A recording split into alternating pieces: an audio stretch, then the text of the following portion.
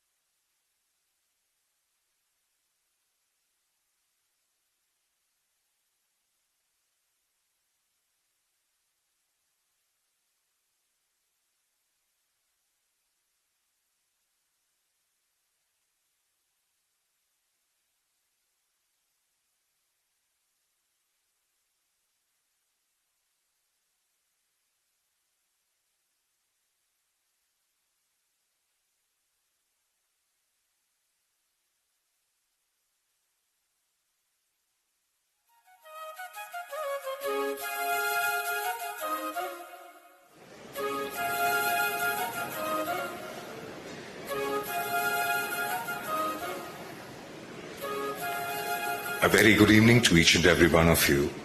For the auspicious start, I request Brahmarishi Mohanji, Madhav Mohan, to come forward onto the stage to light the lamp and mark the beginning of the function.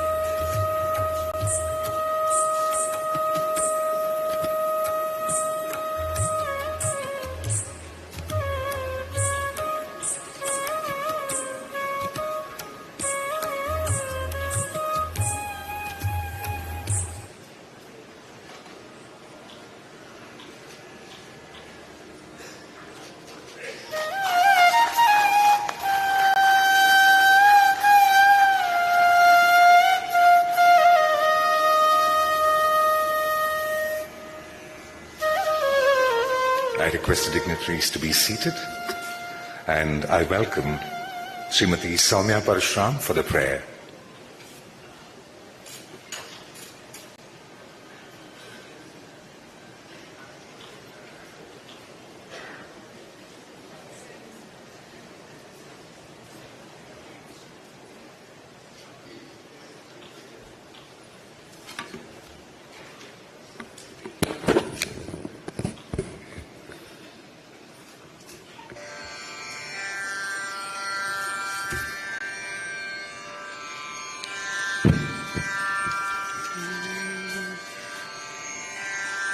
एकदन्तं महाकायं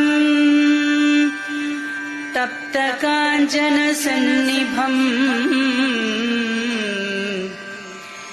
लम्बोदरं विशालाक्षं वन्देऽहं गणनायकं वन्देऽहं गणनायकम् नानाचित्रखडोदरस्थितमहादीपप्रभाभास्वरम् ज्ञानं यस्य तु चक्षुराधिकरण द्वारा बहिस्पन्दते जानामीति तमेव भान्तमनुभात् एतत् समस्तं जगत् तस्मै श्री गुरुमूर्तये नमः। श्री दक्षिणामूर्तये श्री दक्षिणामूर्तये।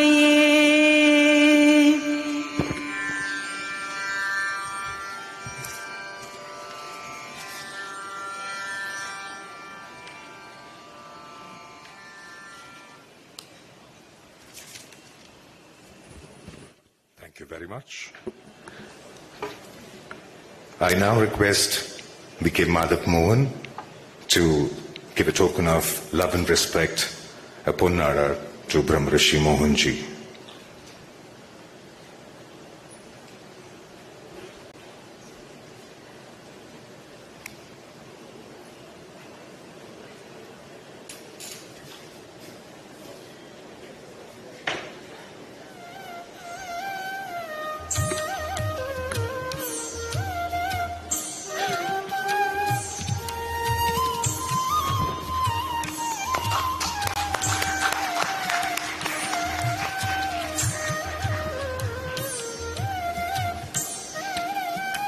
To introduce and to give the context and to understand about this evening, I now am very happy to welcome Sri Dilip Narayan to address you.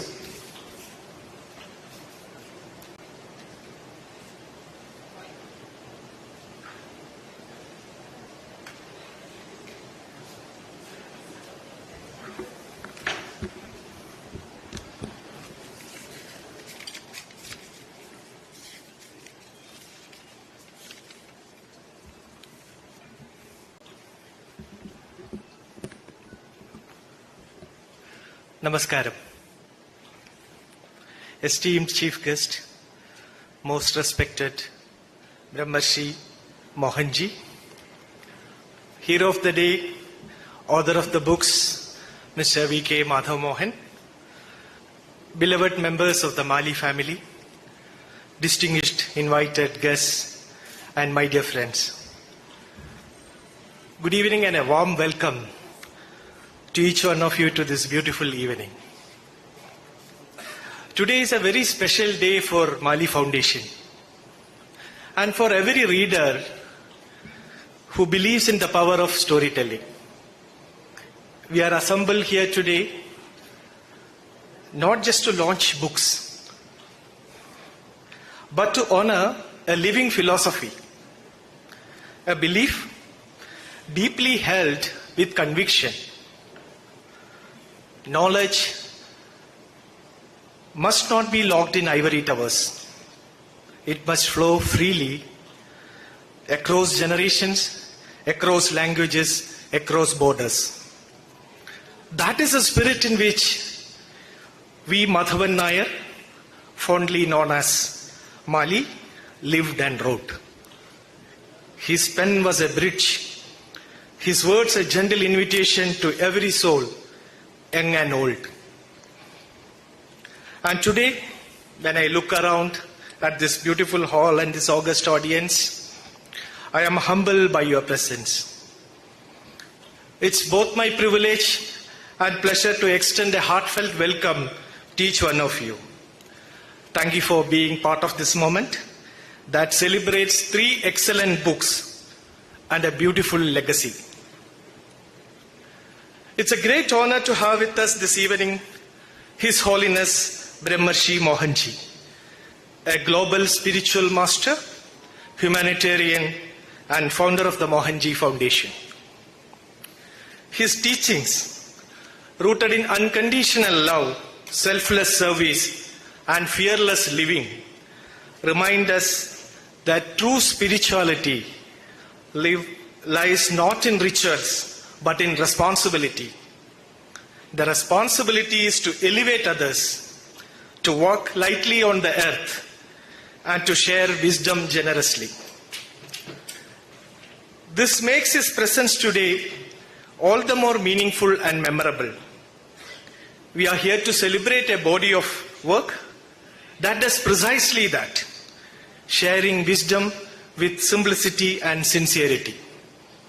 On behalf of everyone assembled here, I extend a hearty welcome to His Holiness Brahmarshi Mohanji. He will be formally introduced shortly.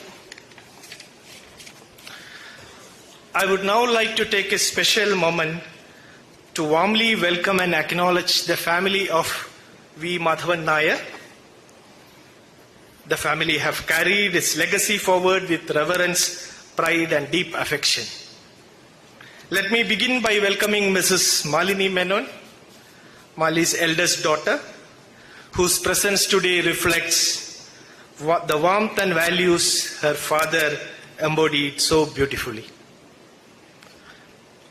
At the heart of this legacy is his son, Mr. V.K. Madhav Mohan, whose work we are privileged to celebrate tonight, and his gracious wife, Mrs. Radha Madhav, a melodious source of strength who has quietly enriched every step of this journey. I am delighted to welcome Ms. Sumitra Madhav, who represents the next generation of this illustrious family. A special welcome to Dr. Prashant Menon, son-in-law of Mr. Madhav Mohan, and Mr. Kai Madhav Menon, his grandson, who carries forward not only the name, but also the spirit of curiosity, creativity, and continuity that defines this remarkable lineage. A warm welcome to Dr. A.S. Ramakrishnan, Mr. Madhav Mohan's brother-in-law. And of course, we are honored to have the very popular Dr. Chris Venugopal with us, who will guide us through the evening. An acclaimed author, actor, media psychologist, and celebrated voice artist, Chris brings a rare blend of creativity and insight. And now I know he's a lawyer also. He's also a certified clinical hypnotherapist and a passionate advocate for emotional intelligence, healing, and human resilience. As a first cousin of Mrs. Radha, he adds a warm personal connection to this occasion. We are delighted to have with him tonight. Having welcomed this wonderful gathering, and ladies and gentlemen, let's now journey back to the storyteller who started all this, the one who turned epics into bedtime stories.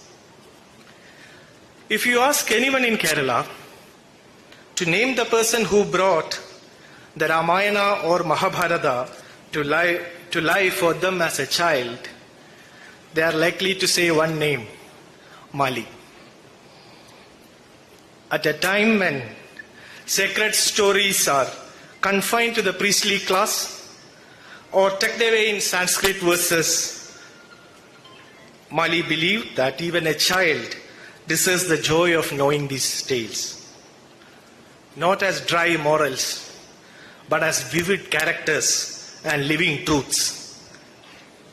He brought to his work simplicity without losing substance, humor without disrespect, and truth without pretension. സ്വന്തം പേരിൽ ഒരു ഭാഷ അറിയപ്പെടുക എന്നത് ഒരു എഴുത്തുകാരനെ സംബന്ധിച്ചിടത്തോളം ഏറ്റവും വലിയ ഭാഗ്യമാണ്. അതുകൊണ്ട് തന്നെ മാലി മലയാളത്തിൽ 2 വാക്ക് പറയാതിരിക്കുന്നത് ഉചിതമാവില്ല. ഭാരതത്തിന്റെ സാംസ്കാരികവും ആത്മീയവുമായ പൈതൃകം, ആ പൈതൃകത്തെ ഊഞ്ഞാലിലേറ്റി തലമുറകൾക്ക് അവരുടെ ഭാവനയുടെ അനന്തവിഹായസിലേക്ക് പറന്നുയർത്താൻ സഹായിച്ച ഒരു മഹാകഥാകാരനാണ് മാലി മാധവൻ നായർ.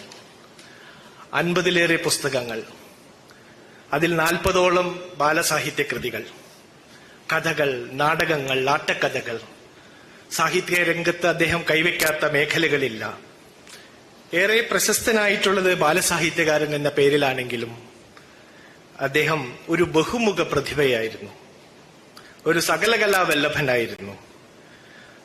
നിങ്ങൾക്കറിയുമോ എന്നറിയില്ല, തിരുവിതാംകൂർ രാജ്യത്തെ ഏറ്റവും മികച്ച tennis കളിക്കാരനായിരുന്നു Mali Madhavan Nair.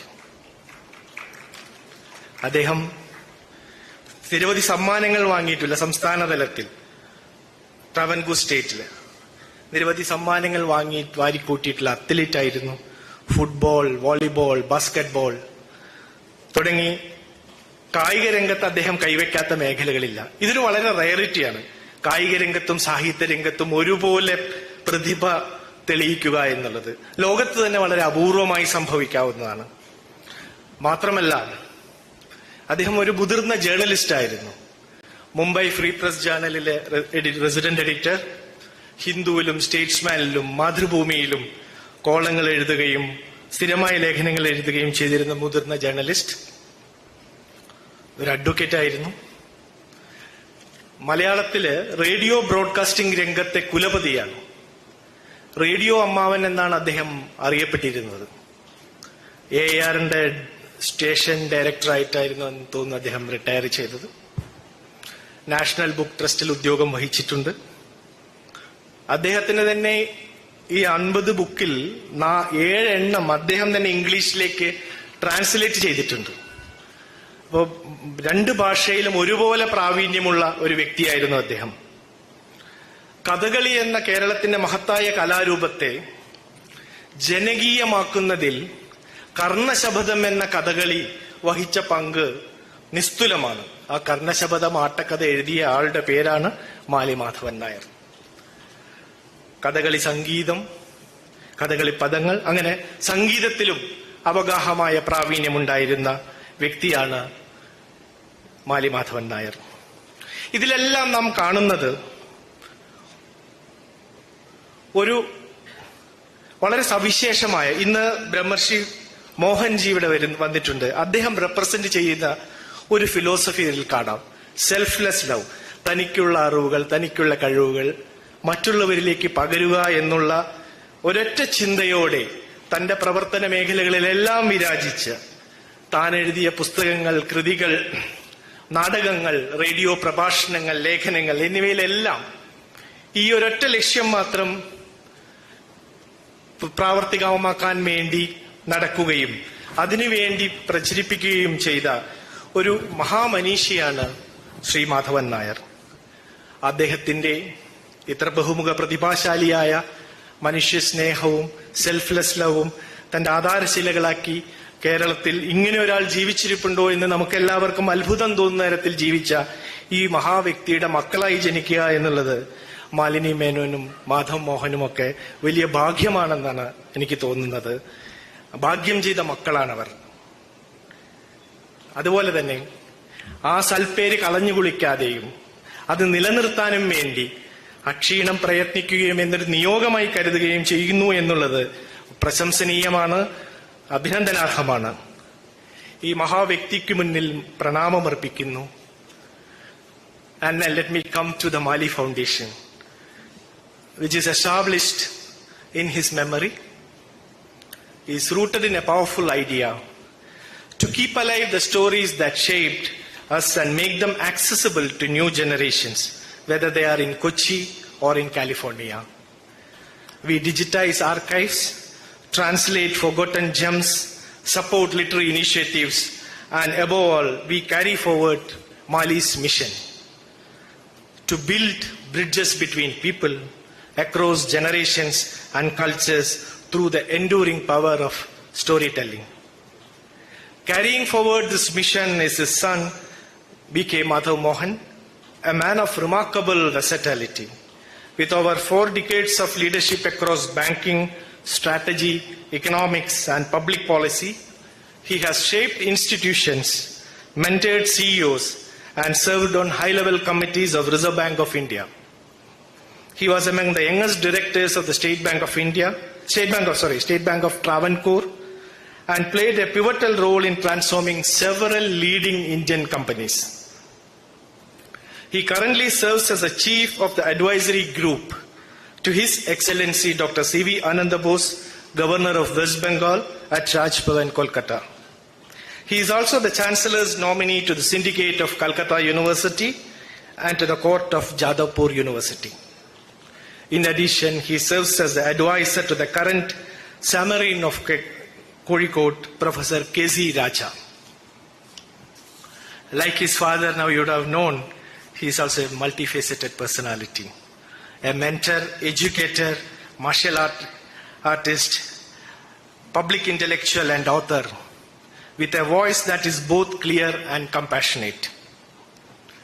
At the heart of today's celebration is Mali Bhagavatam, the divine story of Sri Krishna for children, a deeply personal and poetic English translation of Mali's beloved classic. Through this work, Madhav Mohan ensures that the stories which once lit up childhoods in Kerala can now reach children across the world. This is not merely a translation, it is a restoration of access, a heartfelt father-son collaboration that bridges languages, generations, and traditions. The other 2 books being released today are Memories, Stories from a Lifetime, and 3-Word Truths. These works will be introduced in more detail later this evening. What makes this launch especially meaningful is that all the 3 books are now available globally in Kindle format. Whether it is a curious child in Kochi or a thoughtful reader in Europe, these books can now be accessed at the tap of a screen, anywhere, anytime. We often speak of knowledge as power, but as Mali and Madhav Mohan have shown us and demonstrated, knowledge is a responsibility. And the highest form of that responsibility is accessibility. Today, we honor a writer who once transformed Malayalam literature, and we celebrate a son who is now expanding its reach with love, vision, and technology. On behalf of the Mali Foundation, I welcome you once again to this evening. Let's now step into these stories and honor the spirit in which they were written, not to impress, but to include. Thank you. Thank you very much, Dilip. And it's a very special moment, as Dilip had said, because we are talking about a son giving all that he has to his father. If you read his books, especially these 3 books today, you will get to know different facets of what B.K. Madhav Mohan is. We'll get to know what his life was like. We'll get to know what he has been working on all these years. We'll also know how the mentoring happened through 3 words. We'll also know the philosophy of how to carry forward a legacy. I would take this moment to go into the first book, which is the Memories. You will open the book with the Konna Kottan. The cover of the book will have a Kanikonna, which will make you acquainted to a very young heart, a person who has inspired me all my life. And I'm elated today to see a 20-year-old person with 50 years of experience. Today is his birthday. I would really request everyone to wish him a very happy birthday.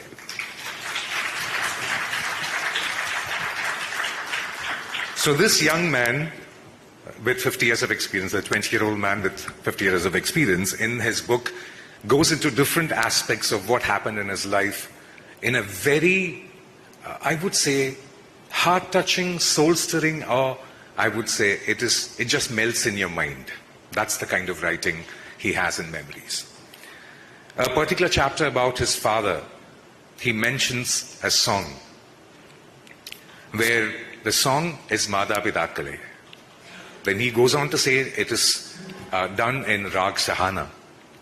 And he explains what it means. I really wish there was an app which can take me to the song immediately from the book. Because we can do that now, and that's what we need. In another chapter, the opening lines will touch your heart for sure, where he says, these days parents don't get the veneration they deserve. That shows the man we have here. In Memories itself, there is a particular chapter where he asks a question, and that question is, who am I? It goes on through people thinking about what he is doing for the past 30 years, talks about mentoring concepts, vision, and much more. And when you reach the last line, I like that question to the reader. Now you tell me, who am I? And if I borrow your style of writing, the 3 words, the 3-word truth, I would say, concept with a vision makes you a mentor. That's the answer to that question.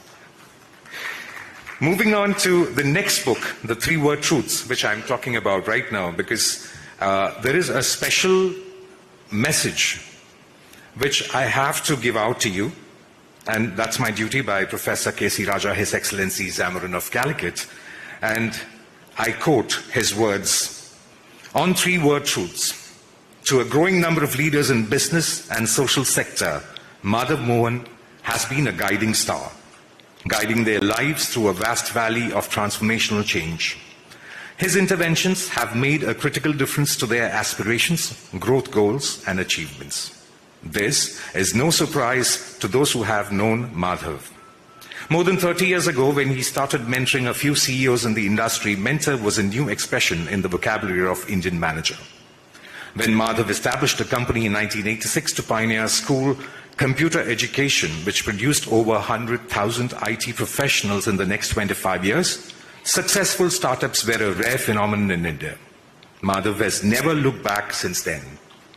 Consider Madhav's personal journey over the years. Exposure to the best colleges in India and abroad, experience in grinding mill of banking, and entrepreneurial mindset which is much focused on the future as it is anchored in the ground realities of present. India's first mentor to CEOs of companies in India, Sri Lanka and the US, ranging in size from 400 crores to 50,000 crores. Mentor to 3 presidents of Rotary International and professionals in law, sports, finance, creative arts. His personal sense of discipline and insistence on ethical outcomes in all his and his clients' dealings. Senior Distinguished Fellow by the Defense Research and Studies in 2021, visiting professor and founder member of GRIMS Management of Institute at Vapi, over 100 articles on economics, management, and geostrategic affairs, spirituality, martial arts, and personal growth, a man who has continually changed himself and thus risen higher. Madhav has written about many of his insights as a mentor in his book, Lonely at the Top, Reflections of a Mentor. He has produced in the book Management Mantras that relate to his own journey both within and in the world outside. Within, because he believes that delving deep into the inner being is an important quest for wisdom as adventurous in the world outside. He has now compressed similar words of wisdom into the shortest expressions, 3 words. If brevity can be the soul of wit, it can also be the soul of wisdom. Take 3 words like balance maximizes effectiveness or demands destroy relationships. They are capable of continuous expansion. They can take you at once into the Bhagavad Gita and the wisdom and literature of the West, or 3 words, dying daily and livens. The thought so elegantly put has a singular potency of its own and can make you think, reflect, and analyze your own life and work. These word truths is quintessential Madhav Mohan. It is a collection that has evolved over a period. The 3 words do not seem to be a product of logical thinking, not even conscious activity. They must have come in flashes, as a stream combining knowledge, experience, and intuitive understanding. They have an abiding sense of universality and transcend barriers of space and time. These are words of Professor K.C.R. Raja, His Excellency Zamarin of Calicut. It is indeed a moment of pleasure and honor and a blessed evening to have someone who has really touched the hearts of millions to release these heartfelt words by Madhav Mohan. To introduce Brahmarishi Mohanji is an honor given to me, and I take permission from you, sir. The words liberty, compassion, and kindness befits this man whose transformation is now transforming the world. As Dilip ji said, the selfless love he spreads to the world, the understanding of the mind where he says the mind cannot be controlled but regulated, makes a lot of sense. His words reach out to your soul, I would say, not just to your brain, because all those words are his experience. I've read that during childhood, when he was asked what he would like to become when he grows up, he had said that I want to be alone. And the most transforming words that could affect any person in this August gathering are the words that noise is temporary, silence is permanent. It's with great respect I would quote the Bhagavad Gita to tell you what His Holiness Brahmarishi Mohanji is. In Gunatraya Vibhaga Yoga, the chapter 14 of Bhagavad Gita, verse 26, it says, Mam chayo vyabicharena bhakti yogena sevate. It actually is the religious service which he is doing religiously with selfless love. And the verse ends by saying, Brahma Bhuyaya Kalpate, and no wonder we have His Grace, His Excellency, His Holiness, Brahmarishi Mohanji with us today to release the books. I now request His Holiness Brahmarishi Mohanji to address the gathering.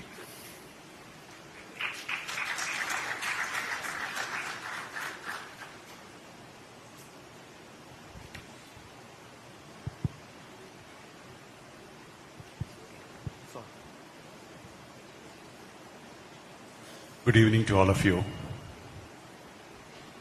I have no words to say what I feel now in this particular program.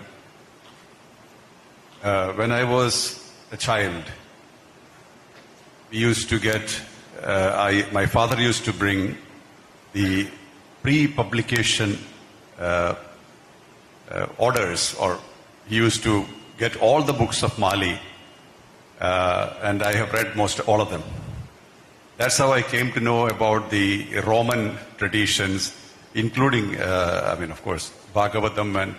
But Mali has been part of my life and the life of most people, or most children of my age at that time, of that generation. So now when you explained all the things he has done, I'm wondering what most people have done in their whole life at all.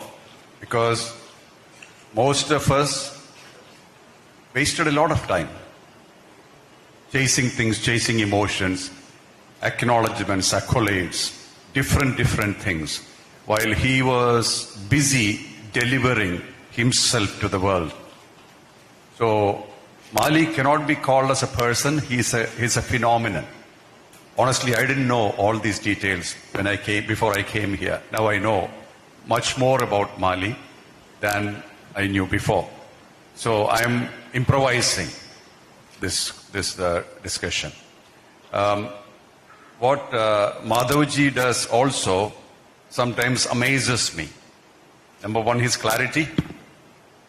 Another thing is his purposefulness and not particularly chasing something. Means not doing something for the sake of something.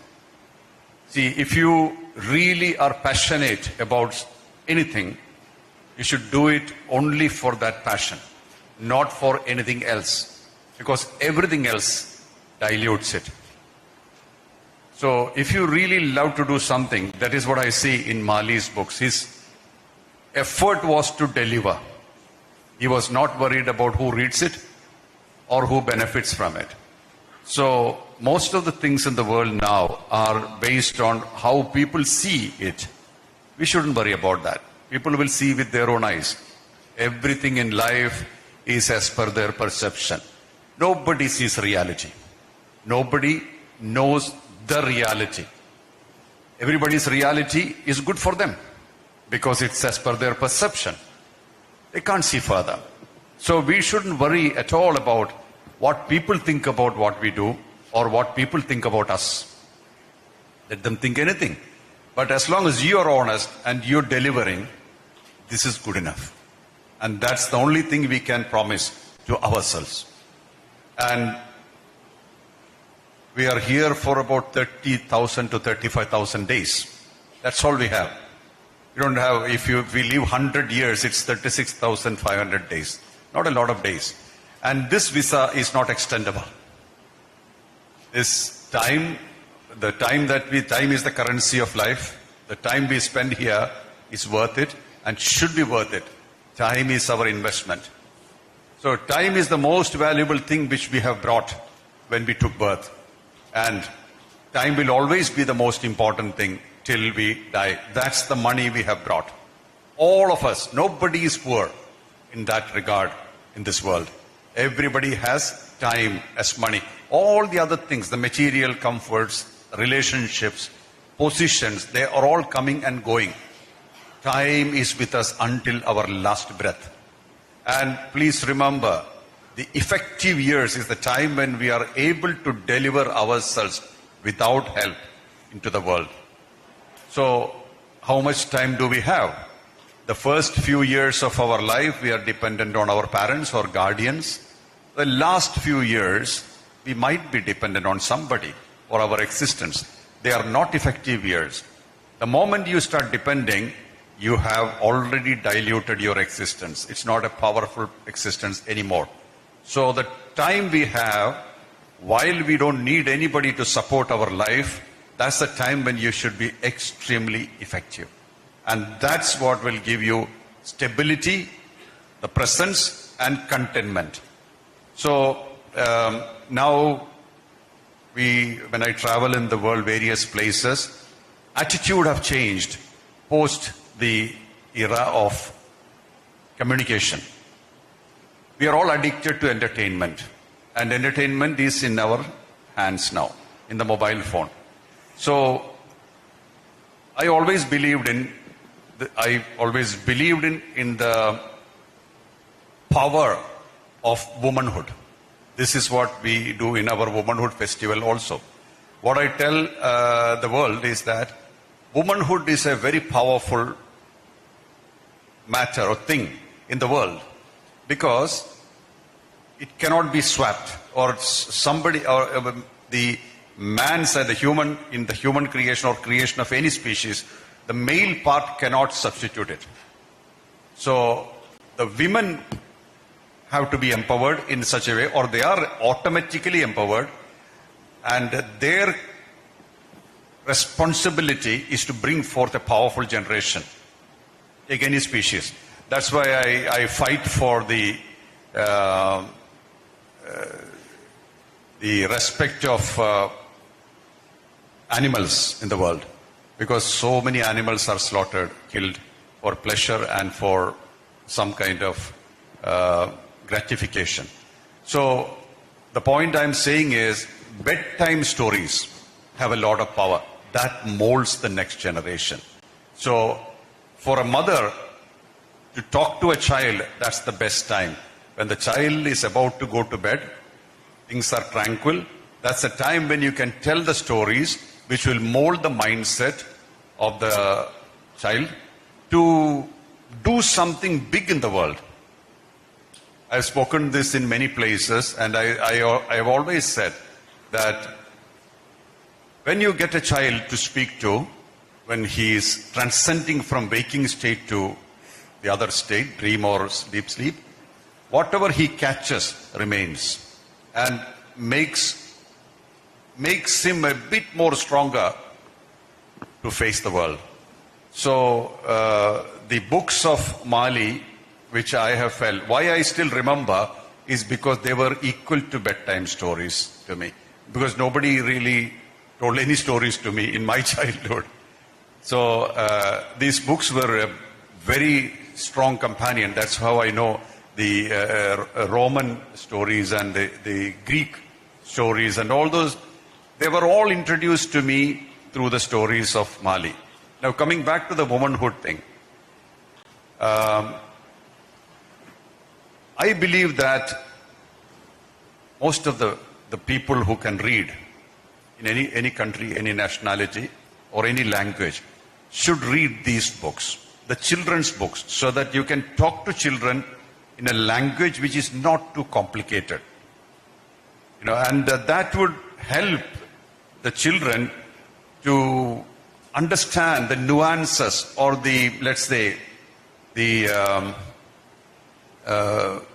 guidebook of life or guide through life through various aspects. We are now supporting a project in America, and they are making a peace city in Texas. The idea of the peace city is to tell the world that you don't need a lot of things to be contented.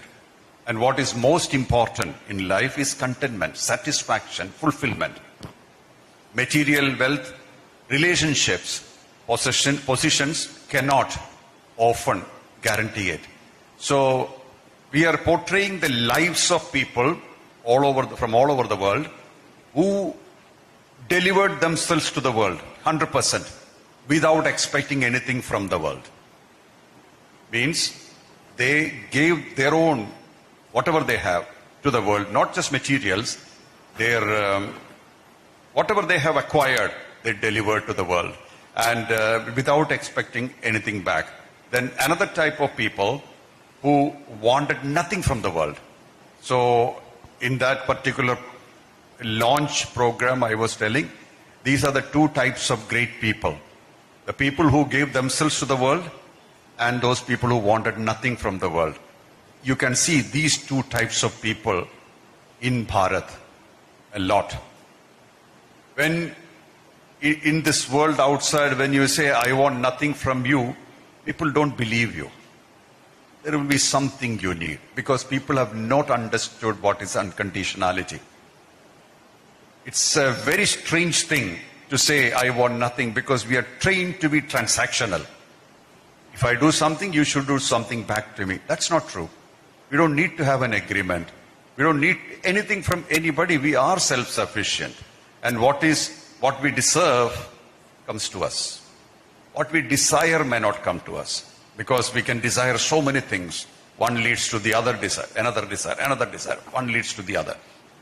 Everything we may not get. But what we deserve definitely comes to us. Nobody can change it. So if we understand that, we will be more stable, more tranquil. So I would say that this book should reach all the women of the world, all the mothers of the world, so that the mothers can tell their children, hey, there is an alternative way to lead an effective life. Not through what you learn to get a job, but by learning yourself, learning to be you. When you being you, or when you become, or you're already you, when you realize being yourself with all your faults, all your strengths and start accepting it, you become extremely powerful. Nobody can defeat you. Because a person who's authentic can never be defeated in life. The moment you compromise, you're opening a window for influences to come in. We can gather anything good from the world, no problem, which will strengthen our personality. But believing in ourselves, believing in our strength, or believing in our authenticity in a very objective way, without comparison, without competing. Because all people have their authenticity, individuality, originality. That's their strength. So when you read books, especially for me, as Chris had said, I was pretty much a loner. I liked it that way. I was introverted a lot. And also it was not so easy to be with the people at that time. Because everybody tries to compare you with another. That guy has better marks. You're not competing enough. Or you should do these things. But a bit of rebel aspect comes to you in those stages. Especially in Kerala. We are all trade unionists by birth. So we have that thing to be skeptical and ask questions, which is good. Which is good. I always tell people, don't believe what I say. You should experience and believe only if it suits you. Only then it becomes yours. So when I was growing up at those levels and a bit of with a skeptical mindset, these books helped. Because these books, especially Mali's writing, told stories in a non-judgmental way. I don't know whether I'm conveying it properly. But that stories, you don't have to form an opinion. You don't have to be with somebody. You know, I have spoken in many places about Ravan. Ravan is a demon and a bad guy in most cases. Especially in soap operas, he's a very bad guy. But a man who has actually connected to Shiva, why should he kidnap another person's wife? What's his problem? He knew what is the right way to attain moksha. Because when the Homa was happening in Rameshwaram, when Ram asked, what can I give you as Dakshina? He said, you are a poor man. You can't give me anything. I'm a king. Then Ram said, I want you to ask something which I can give you. So he said, when I die, I want you to be next to me. An avatar standing next to you is a sure bet for moksha, liberation. So if somebody can say something of that caliber, he can't be considered only as a villain. So every story has a backstory. Bhagavatam, especially in the Mahabharata, there are 4 types of people categorically explained. One is a very good man, very intelligent man. He uses his intelligence for good purposes. Krishna. Forget about the avatar aspect. Look at the personality aspect. He used all his power, energy, skills for preserving dharma. And he said very clearly the reason for his advent existence is to take care of the helpless, to contain the harmful, and to maintain dharma. This is what he said. And he used his energy, talents, intelligence for preservation of dharma. Now look at Shakuni or Duryodhana, very intelligent people. They're both intelligent. But they used it 100% for selfish purposes. You see both in this world. 2 types of people.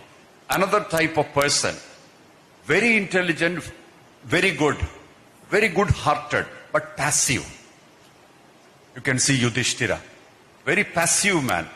He's a very good man. He never lies. He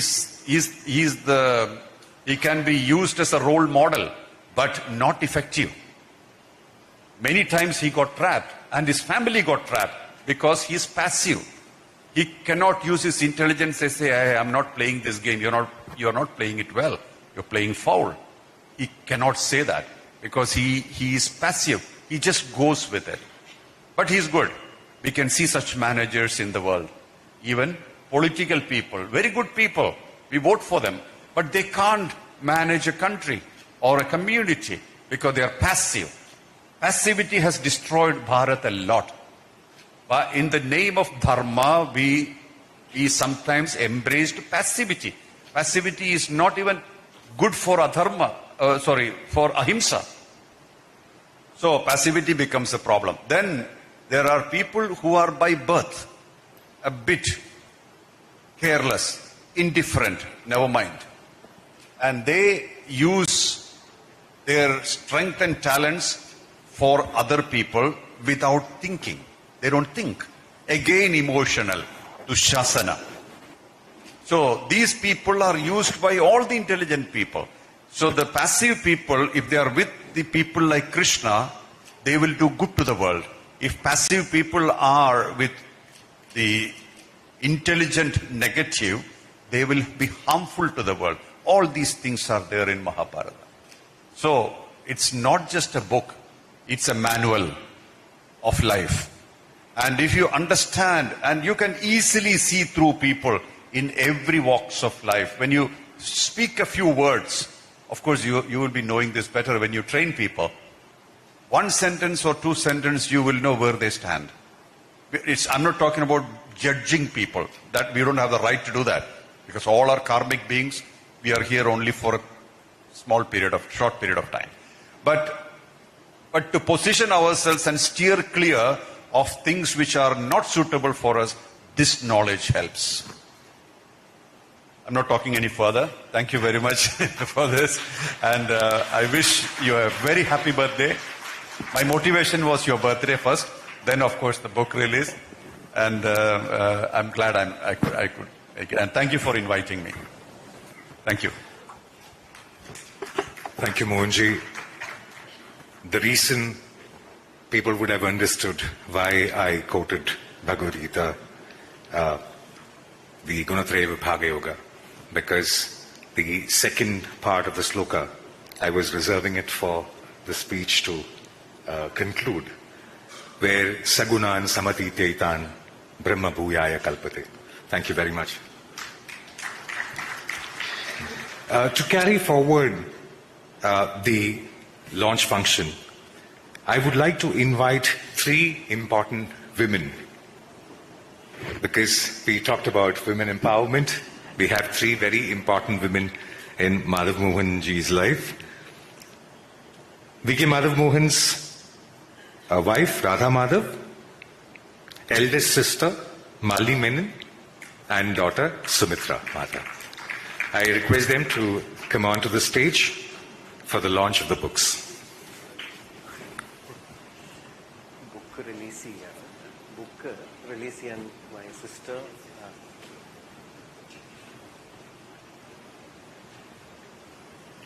I request the three books to be brought to the stage so that the books can be launched.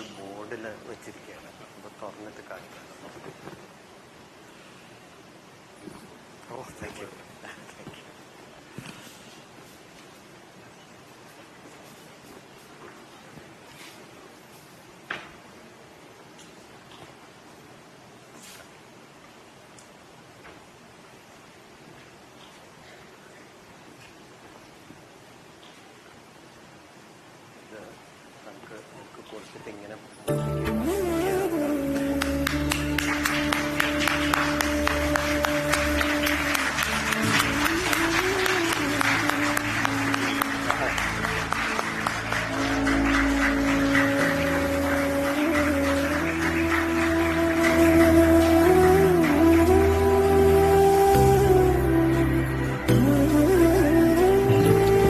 Thank you very much.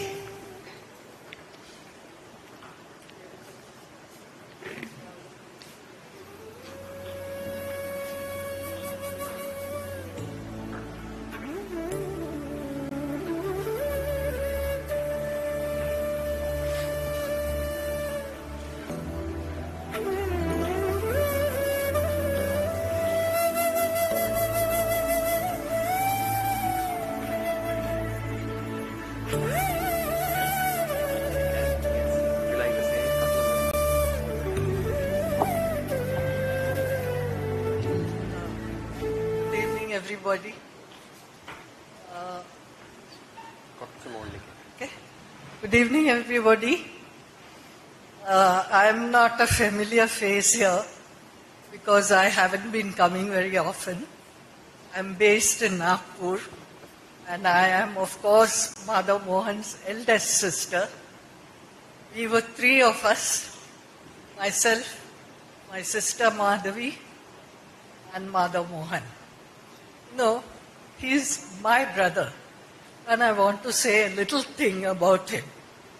He was born at 4 o'clock in the evening, and my sister and me, we were wearing our mother's saris, and we were sitting outside the room where he was being born. My grandmother had a proper maternity room there, and he was born. And then when my grandmother came out and said, here's your brother, and she gave him in my hands, it was a fantastic moment. And I can never forget.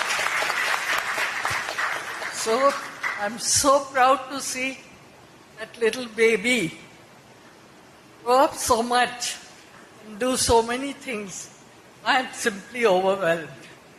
So with my best wishes to all of you and my blessings to him, I hope he does even better and better and better.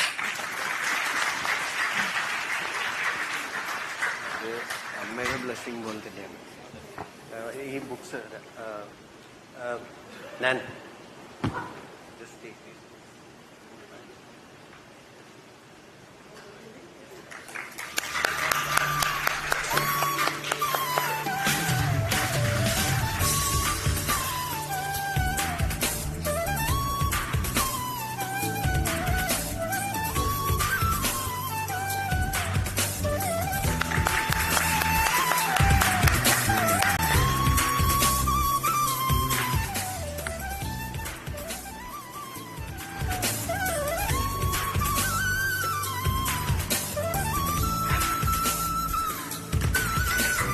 A birthday gift from His Holiness Brahma Sri Mohanji to Madhav Mohan. What more can be more relating than listening to the lines from these beautiful books? I request the author himself, should I say the person who inspired me the most to be a writer, to read out from his books. With your permission, may I sit and read? Okay. No, I have a mic.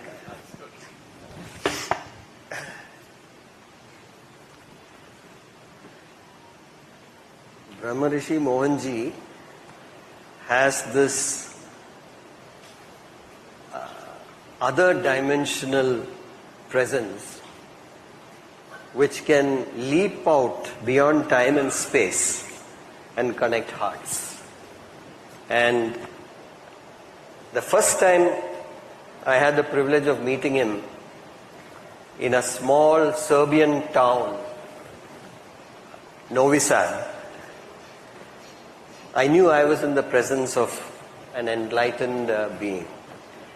And somehow the chemistry, the physics, the spirituality bound us together in a bond of love, I think that transcends time and space.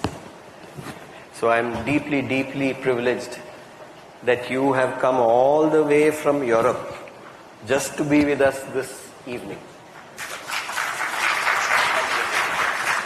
And all of us, I think, are blessed with his presence.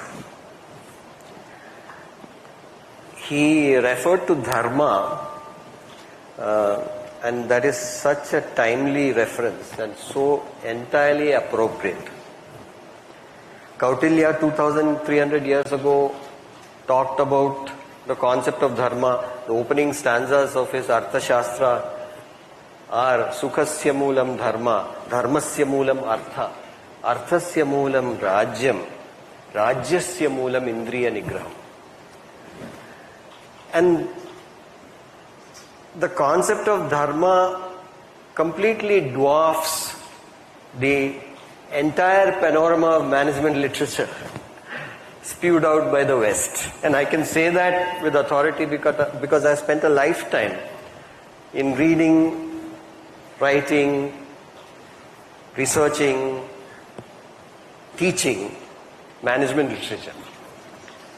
There is nothing equivalent in that literature to dharma.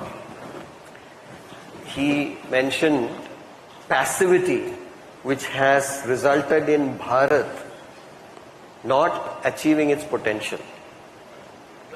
And that passivity is the result of a lack of clarity of dharma. There are several leaders of the military here. They will know that the motto of the famous Madras Regiment is based on this Bhagavad Gita sloka. Swadharme nidhanam shreya. It is better to die doing your dharma than to live doing somebody else's dharma. Somewhat similar in a very entry level kind of comparison is Nelson Mandela's very famous speech to the court in South Africa just before he was convicted. Mandela said, "It's better to die on your feet than to live on your knees." And that is what dharma is all about. And I wish more of us would spend a little time on introspecting about what is dharma and how does it apply to me. So that is the background behind all this writing. Somebody asked me, why are you writing now? I think perhaps Mohanji has something to do with it. Because the time is right. And it all kind of conspired. After all, my DNA and my heritage is writing. So after meandering through business, economics, finance, leadership and so on and so forth, I finally arrived at a juncture in life where I think writing is my next calling. And that's the background behind writing it. So with your permission, may I read a few excerpts. The first book that I wrote actually was the result of a 67-day tapas, where I translated my father's Mali Bhagavatam into English. And there is a little story behind it. I am not very competent in Malayalam.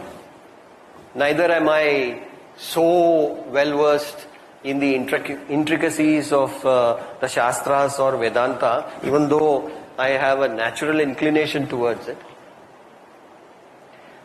How did this happen? I really don't know. One day, I was in the middle of meditating on Vishnu Sahasranam, and I got an internal message. Start writing this. The same message that Vedavyasa got. Even though he had written all the Shastras and everything possible, he was very unhappy. And then Narada Muni told him, write the Srimad Bhagavatam.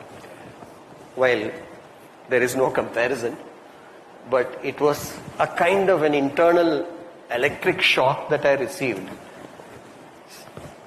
Which said, write Mali Bhagavatam into English. And believe it or not, next morning I started. And it was nothing short of a tapas for 67 days. And therein lies a story. This book is actually what I call A to I. Ancient intelligence married with artificial intelligence. That's why I call it A to I. I used artificial intelligence extensively to understand the Malayalam, especially the usages which I didn't know, and then tap into this infinite treasure house of the Indian heritage to take my father's work to the world from Malayalam into English, using the state of the art, perhaps ahead of the state of the art technology. So ChatGPT and all kinds of other AI tools came in so handy for me to marry these two intelligences, ancient intelligence from our rishis and from all our scriptures, brought accessible in an accessible manner by using AI. And that's how this book came out in such a short time. I have scrupulously tried to adhere to my father's style because it is not my place to interpret what he said. I translated it very faithfully, line by line, sentence by understanding the context. But what I have done is to provide a very detailed set of footnotes, some 270 of them, to provide the context and backstory, as you mentioned, of many of these stories. And so anybody who reads this and reads the footnotes can have at least an entry-level understanding of Sanatana Dharma. So, who is this book for?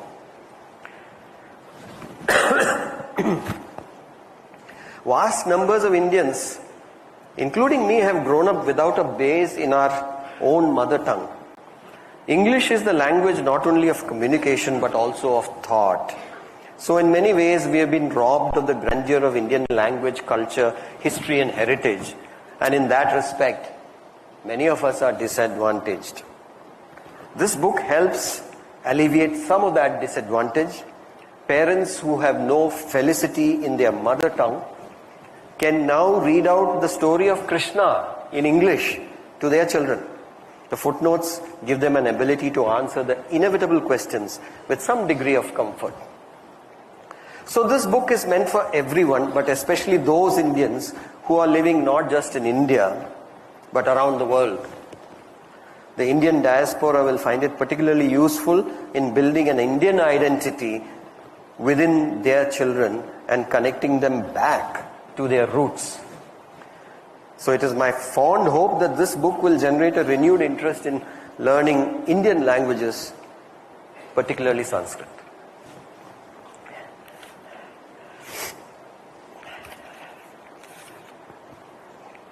I'd like to read out a very small excerpt about Mali's storytelling in Malayalam and how it looks in English with the same style. And this is an excerpt, page 18. Once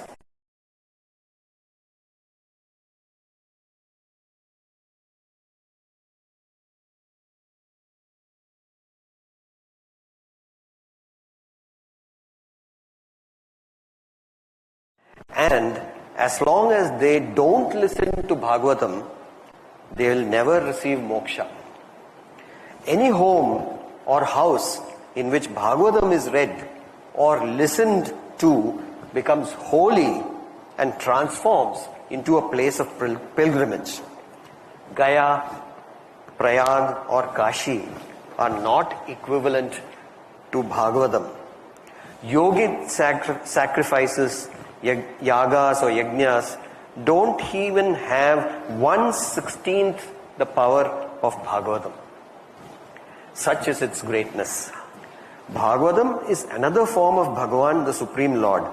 Great people experience happiness and peace when they help others. But Vyasa Maharshi had an opposite experience. He categorized the Vedas into 4. He wrote and explained many Puranas, and on top of all that, wrote the magnificent Mahabharata. All for the welfare of the entire world. And yet, he was not happy. Serenity and peace eluded him. He felt restless and uneasy. What's the reason for this? The Maharshi thought and meditated deeply on this question. No answer emerged. He was drowning in distress and desolation. That's when Narada Maharshi arrived. You have known everything there is to know. So why are you so distraught? That is true, O Maharshi. All knowledge I have mastered. And yet my soul has not found peace and contentment. I beseech thee, please tell me the reason for this unease.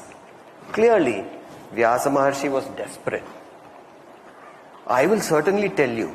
Please listen. You have done so many wonderful things, even written and transcribed the Vedas and so much else. And yet you have not done the one thing you should do.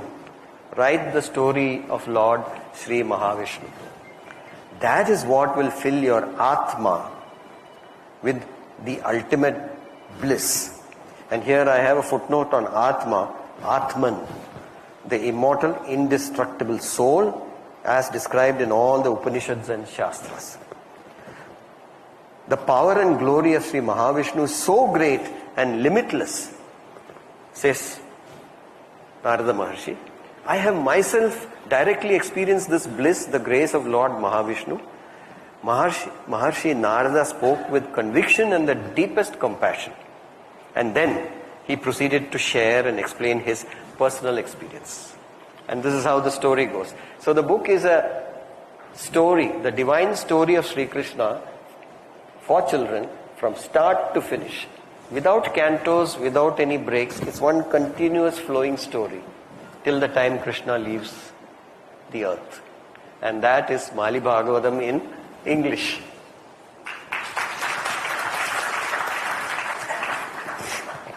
Each of these books is a different genre of writing. I did not intend it to be that way. It just so happened. This book is memories, stories from a lifetime. I believe that every human being's life is a necklace. And in that necklace, there are priceless pearls of individual experiences, all of which are strung together to make a beautiful life necklace. So everybody has these wonderful experiences. It's just so happened that I picked out a few from my own life, not necessarily pearls, but experiences all the same, spun into a story. And so, chapter 5, Cable Break. To me, he appeared like some Greek god, tall and heavily built, sharp sky blue uniform, gleaming brass, mirror-shined black shoes, and most awe-inspiring of all, wings on his left breast, the unmistakable insignia of a pilot in the Indian Air Force. Earned after iron discipline and hard work, after first passing the pilot aptitude battery test known as PABT. The PABT itself is not just any ordinary test. It's the ultimate evaluation of an innate talent to fly. Hand-eye coordination, motor skills, reaction time, and ability to make quick decisions are all tested to the limit by placing the aspirant in a simulated cockpit with all kinds of other challenges thrown in. The pass percentage is naturally minuscule, and it's administered just once in a lifetime. Squadron leader Springer strode into the classroom of our NCC senior boys Air Wing headquarters with a larger-than-life impact. It was the first time I'd seen him. He was everything I had ever wanted to be. A fighter pilot in the Indian Air Force.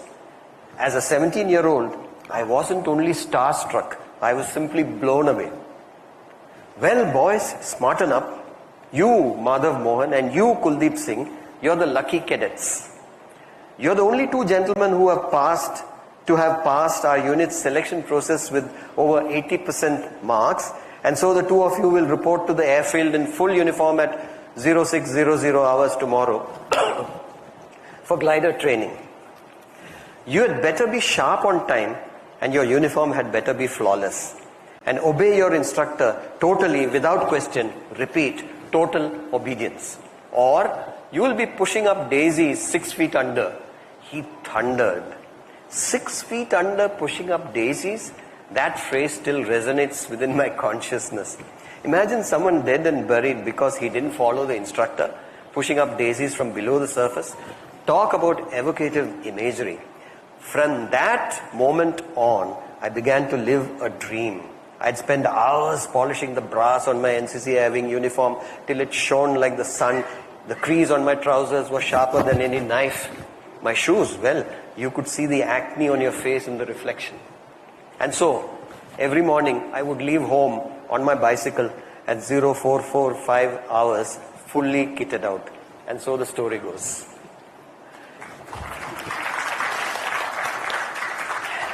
And that was memories from a lifetime. And the third is titled 3-Word Truths, Aphorisms for Life. This is just the first volume of this. Hopefully many more volumes of this will come.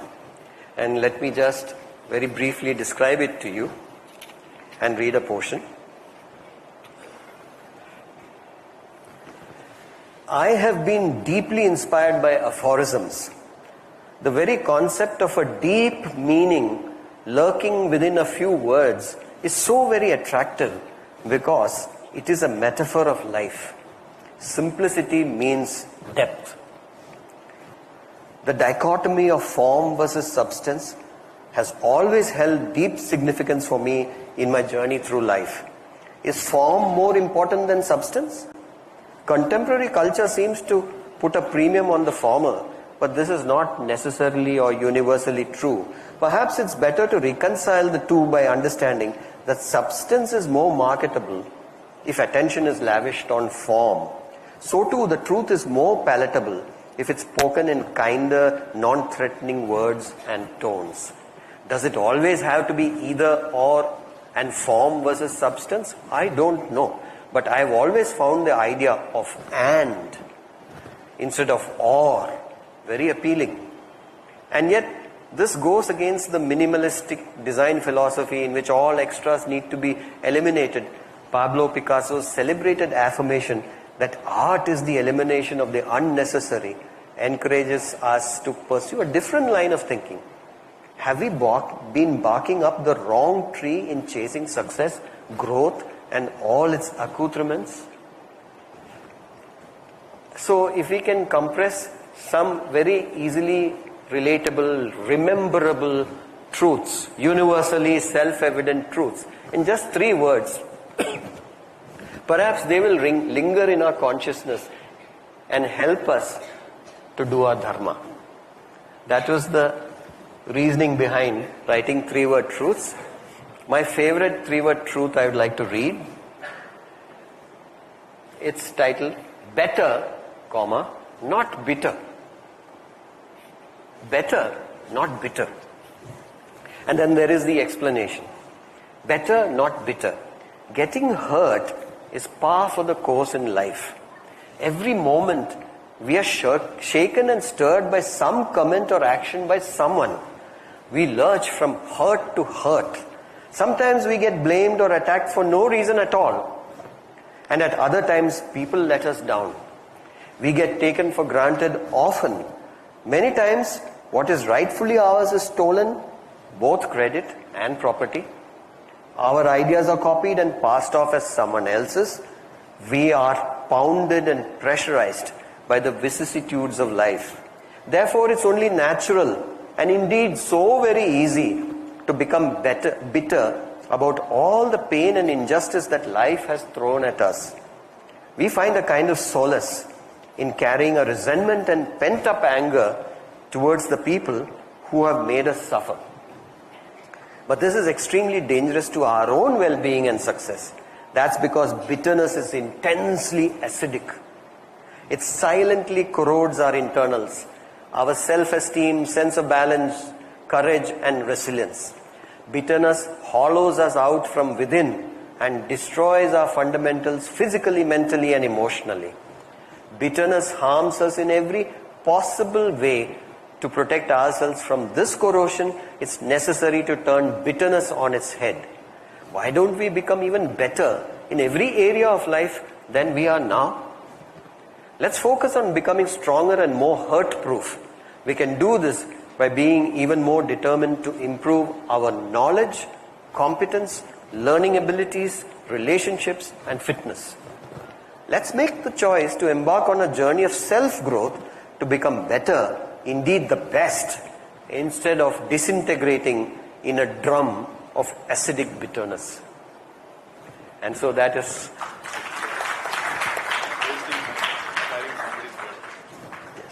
That's 3 word truths. Thank you. Oh, now you know why you should have a copy of this book with you, especially Mali Bhagavatam, the 3 word truths, and the memories. I leave no exception because each one of the excerpts will actually attract magnetically you towards that. Before we move on to the summing up portion, Your Holiness, I would like to have a little conversation to get a few things into our hearts. You said while leaving the Himalayas, the Vasishta caves for the last time, you heard a voice within you say that you go back and you'll be just the same. So why are you coming here? So is that calling, when it comes to you, is that what you call enlightenment?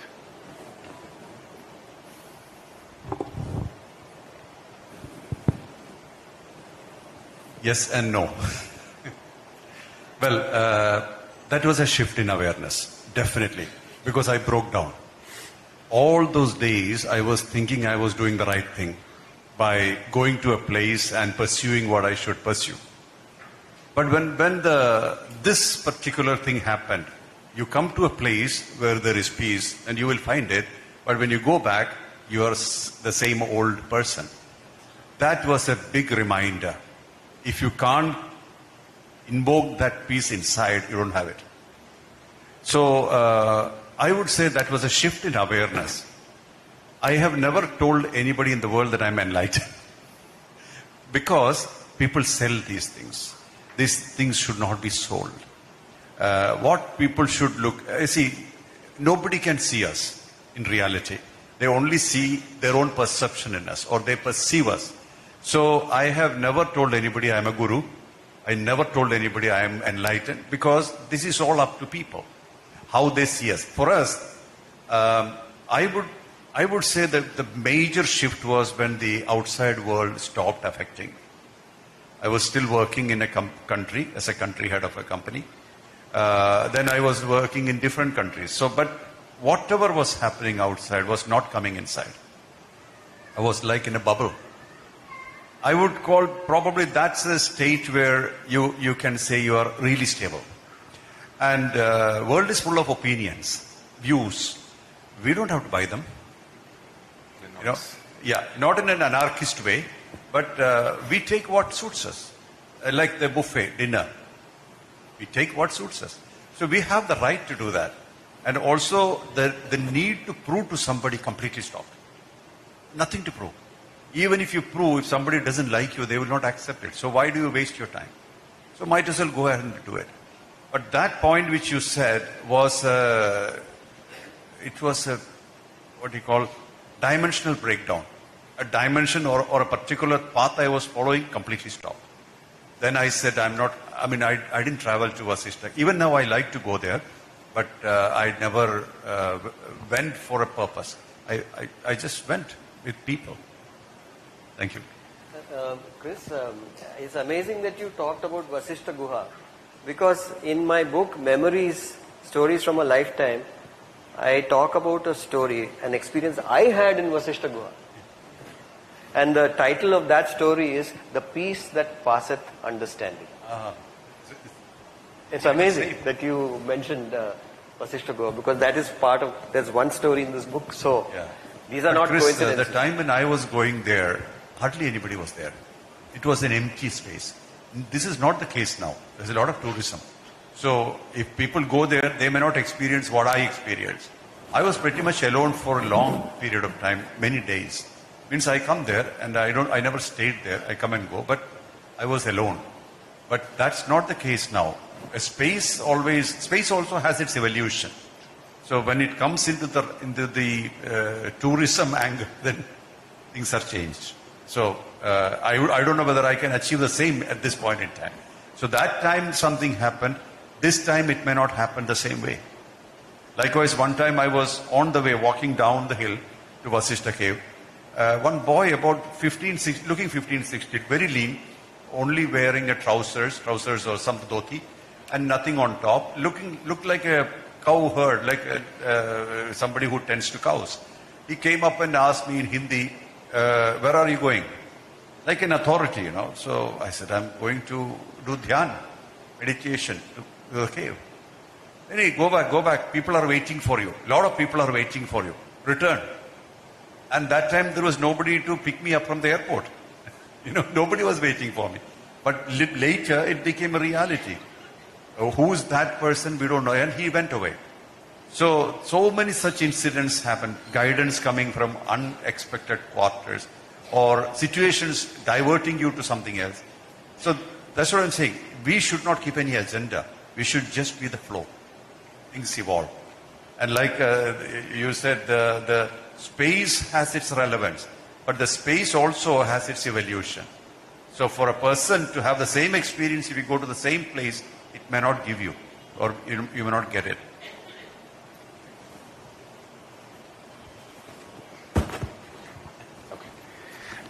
To carry forward one more, the concept of be you. It closely touched me because I strongly follow that one sloka of Bhagavad Gita which says, Uddharet atmanatmanam natmanam avasathe atmaivahi atmano bandhuratmaiva ripuratmanaha. So if I can be myself, the success and failure, the reason is just me, because I can be the best friend to myself and I can be the worst enemy. Now that enemy and the friend and foe concept, is that what the silence and noise represent? Being the foe, is it that noise which makes you that foe? Well, see, let me talk the first part first. Being you means being authentic. Only when you are yourself, you are actually authentic. Otherwise, you are an imitation of somebody. Then it's like Bali's story. Half of your strength is gone because you're trying to become somebody. It never works properly. But the world trains you to be that. Like as a child, they say the other guy is doing better. You compete with him. So it completely dilutes the originality and authenticity.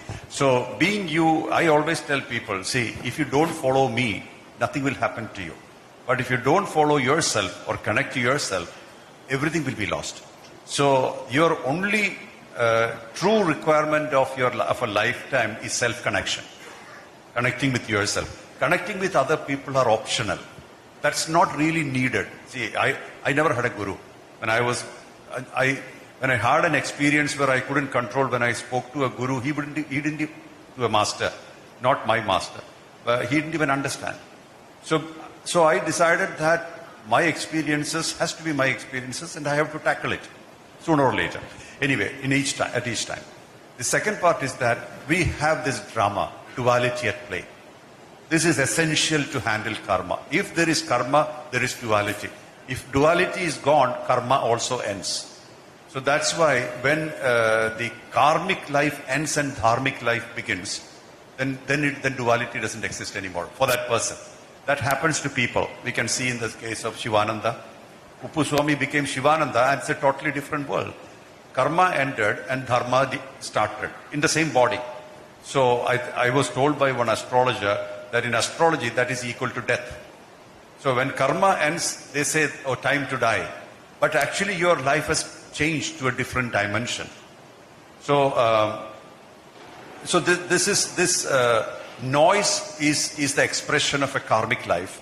And in a dharmic life, it's always silent because you don't have an agenda. You're being the flow. And what comes to you becomes your dish. So in Upanishad it says, the food that came to your table without ordering is the medicine for you. So that happens. I did not know what I was. I can be very honest. When I was meditating for long hours, early morning, always I used to get up at 2:30. Take a bath immediately. Because if you don't take a bath, the bed calls you back. Bed attracts you. The blankets attract you. So I decided to when you take a bath, then that story is over. It's a new life. And then I started connecting to my spine. The only real message I got from Vasishtha cave was to catch your spine. That was the only message. So I did not meditate on the spine. I just became aware of the spine. while walking, while talking, while doing my job, and while sitting. So being aware was the practice. That being aware is equal to dharana also, concentration, being aware. And then it leads to dhyana. Not that I meditated, because meditation becomes an activity, it loses its flavor.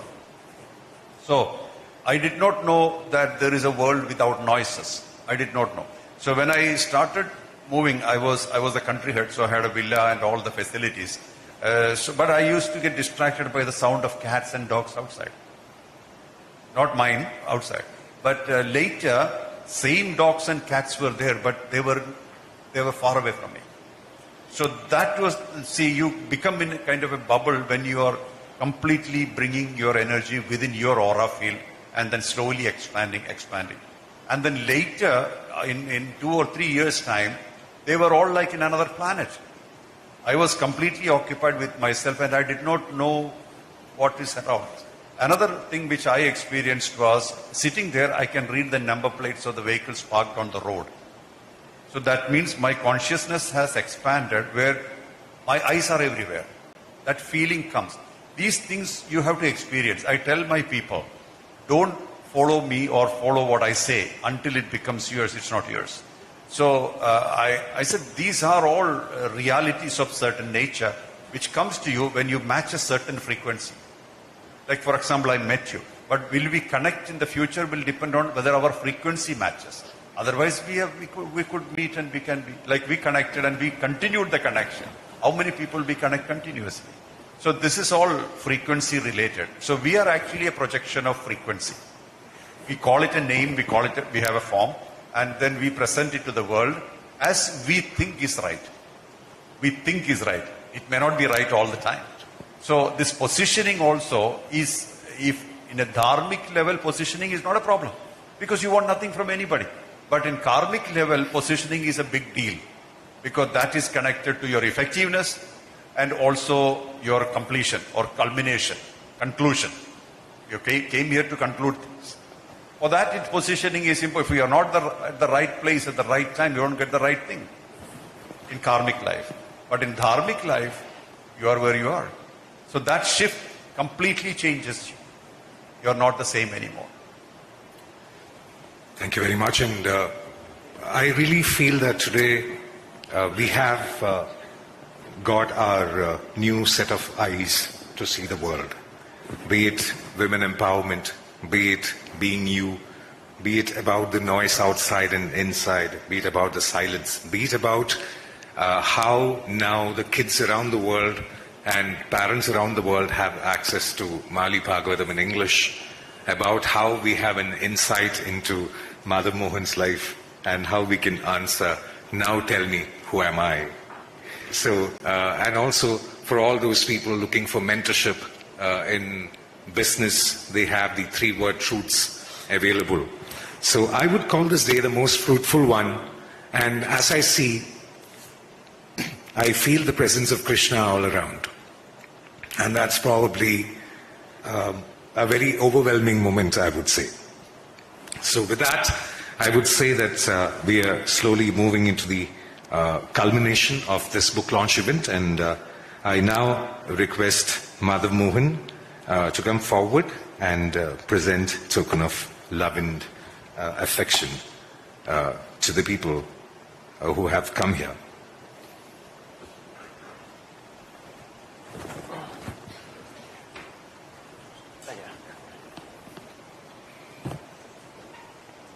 അച്ഛൻ്റെ പുസ്തകങ്ങളാണ്.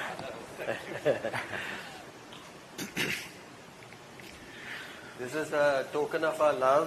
It's all these are books of my father.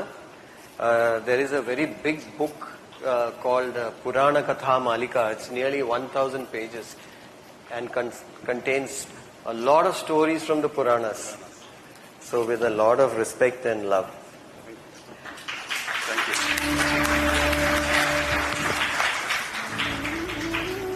I now welcome Dilip Narayan to come forward.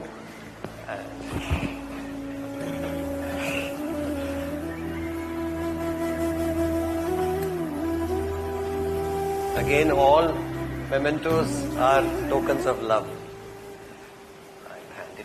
to you. Christian.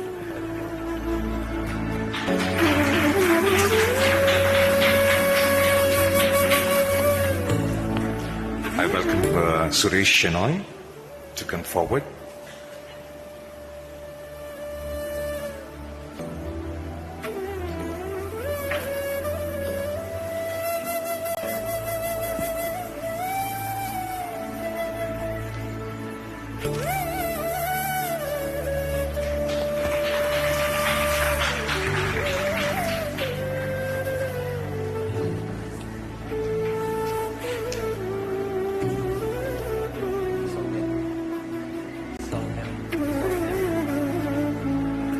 And now welcome Soumya Parshuram to come forward to receive a memento from His Holiness.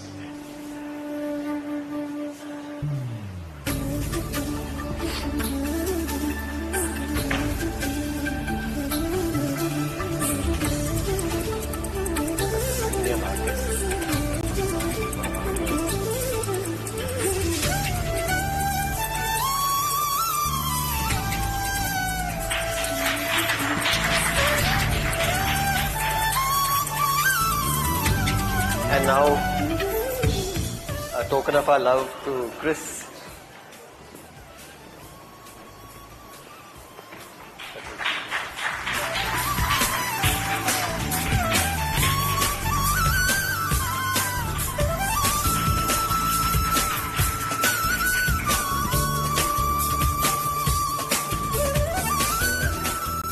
It's my pleasure to welcome Sri Suresh Shenoy to propose the vote of thanks.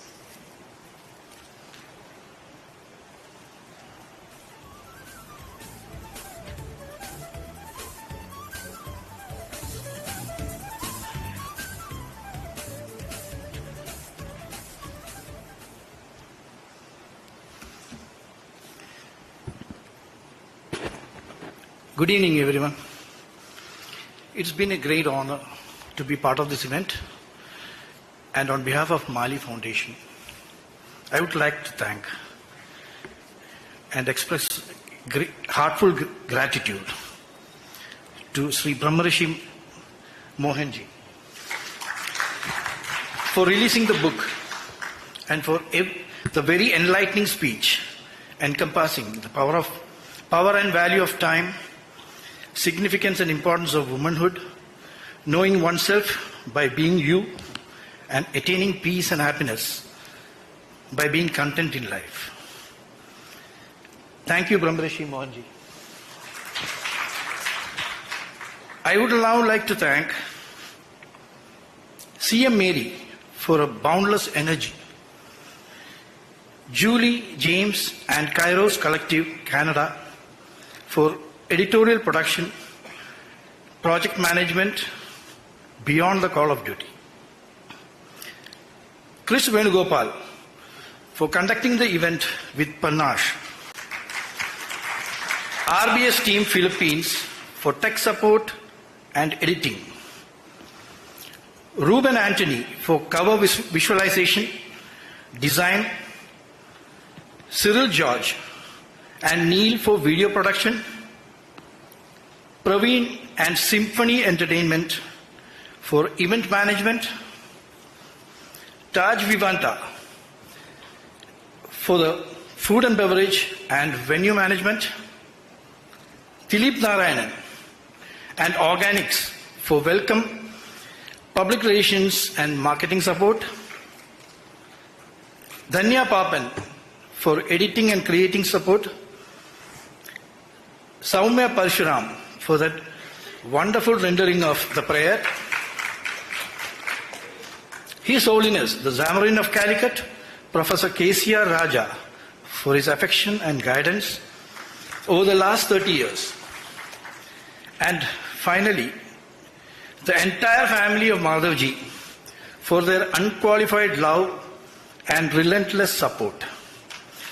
And a special thanks to Srimati Malti Menon for that emotional narration of a childhood memory. However, stopping just short of revealing some dark secrets of Madhavji's childhood. I just wished you could have spoken for some more time. And finally, a big thank you to all you wonderful people for being here, taking your time out, and making this event really memorable. Thank you.